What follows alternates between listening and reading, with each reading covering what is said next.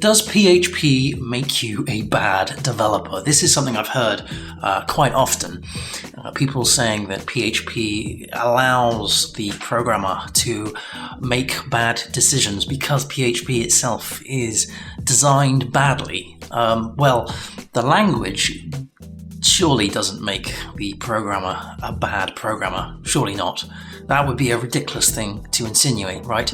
And isn't it insulting to other PHP developers when you're saying that PHP makes you a bad developer? No, you can write messy code in any programming language. It doesn't have to be PHP. I've seen awful Python code. Okay, I've seen awful Python code. PHP does have an awful lot of street furniture in there. And what I mean by street furniture, I mean it's got a lot of syntax that some would say is unnecessary if you compare it to other syntaxes like Python, for example, or but then saying that, Java has even more. So it's an interesting topic, but certainly if anyone says that PHP makes or breeds bad developers, I don't subscribe to that that sort of way of thinking, because you can create clean code in any kind of programming language. The programming language doesn't dictate how badly you write the code. You change the way you write the code based on your experiences. The better you are, the more experienced you are, the better the code that you're going to write, the cleaner the code will be. So no, I don't agree with that. I don't agree with the assumption that PHP will make you a bad developer, because in that same frame of mind, then surely JavaScript will make you a bad developer as well, because JavaScript is not perhaps designed in a standardized way, shall we just say.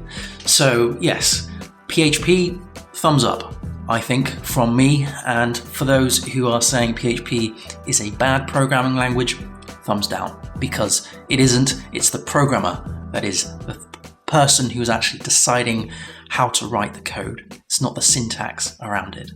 Of course, it isn't just the syntax in question here. It's also how one architects a system. It's how you design a system. It's how you understand the requirements that the system has, and how you go about building something that is both extendable, scalable, maintainable, and so forth. Not just having the mentality of building something that is very slapdash, that will just get the job done now. And you can do that in any programming language, in any discipline, in web development or programming.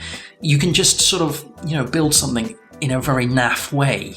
The programming language doesn't dictate that, of course. It's you, it's the experience. It's the experience that you have. You know when you do something that it's not going to be very good in the future. Also, security is another aspect to that as well, of course, because if you do something that is insecure, then it's going to bite you in the arse later on. And that is a reflection on your experiences. Same with building really shoddy code in PHP, JavaScript, Java, Python, Ruby, Go, whatever. It's not about the programming language. It's about the person who's actually doing the programming. If they haven't got the experience, then they are going to build really bad code.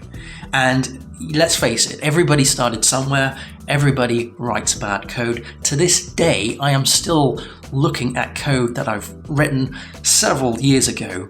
In fact, not even that long, 6 months ago, perhaps. And I'm going, why did I do this?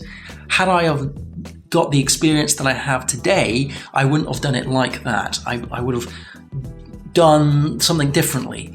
There has been times, of course, where I've had to do something very quickly, but I've told the client the implications of doing so. That's different because you are aware of how badly you're making the system, and you are informing the client that that is a bad thing. Now, I'm going to talk about all of that kind of stuff later on in perhaps a different video. When you're building bad code and you know you're building bad code, sometimes You just have to do it. But it isn't the programming language that dictates the bad code. It's the programmer. If you haven't done so already, please do check out the howtocodewell.net website. This is going to be home of the How to Code Well YouTube channel. It's going to have all of my courses. At the moment, I've got the Docker course, the Linux course, the PHP command line course. We also have the Udemy courses links as well. I'm going to be updating and adding this, plus links to the newsletter too. Also, there are some books. So if I go to the shop, we have programming books that I recommend that programmers use to learn and enhance their skills in various fields. So we have HTML, CSS, MySQL, Python, and PHP and Docker as well. And there's going to be more coming soon. Also, the howtocodewell.net website has links and discount codes for the Docker in Motion course that I've created for Manning publication. Here is the table of contents. This is all of the units that you will be learning that is included in the course. So all about Docker Compose, how to store data, building a database, all of that good stuff. Thanks ever so much for watching. If you haven't done so already, please do subscribe. Make sure you do something with the bell icon. Like the video if you found it useful. Thanks ever so much. Happy coding. See you again next time. Cheers. Bye.